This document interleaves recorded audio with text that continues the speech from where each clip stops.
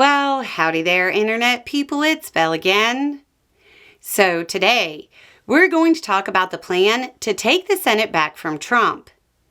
Not too long ago, the idea of the Democratic Party being able to get the majority in the Senate was a joke, an impossibility. And to be very clear, it's still a long shot, a 1 in a million shot, but there is a shot. For the shot to land on target, everything has to go right. So what's happened?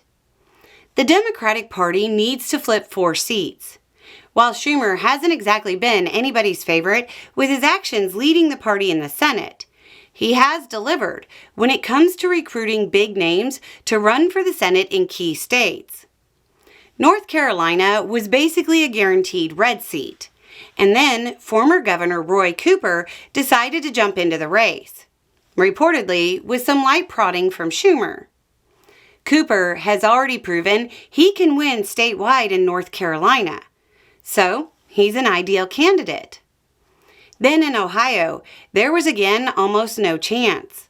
However, former Senator Sherrod Brown has decided to run for his seat, reportedly with some some full-blown harassment from Schumer. Brown lost his seat in 2024, but he only lost by a few points with Trump and Vance on the ballot. They carried the state by double digits. Now, he's going to be running for Vance's old seat. He's got good standing in the state. Their next step is to land a solid candidate in Maine. They're hoping to pull in Governor Janet Mills, who is term limited as governor. If Mills runs, she'll be going up against Republican Susan Collins, who doesn't really generate a lot of enthusiasm on her side of the aisle.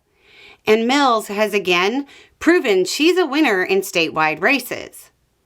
Schumer also has his eyes on former Representative Mary Peltola in Alaska.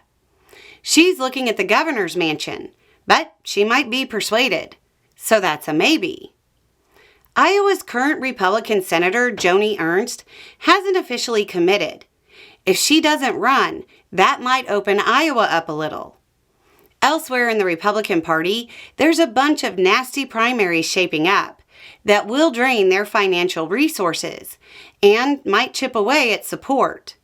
A point here and a point there could lead to more Democratic wins. So, the Democratic Party needs North Carolina and Ohio, which seem very in play. Then ideally, Maine and Alaska, which are further out but plausible.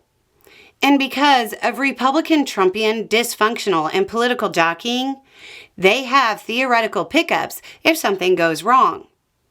Again, this is a long shot, but it's not impossible anymore. A couple more solid candidates will help. And while the Democratic Party would never admit it, the increased likelihood of the effects of Trump's economic policies starting to show in all the ways he said wouldn't happen are also likely to give them a boost. From out of the question to maybe kind of possible in just a couple months. Anyway, it's just a thought. Y'all have a good day.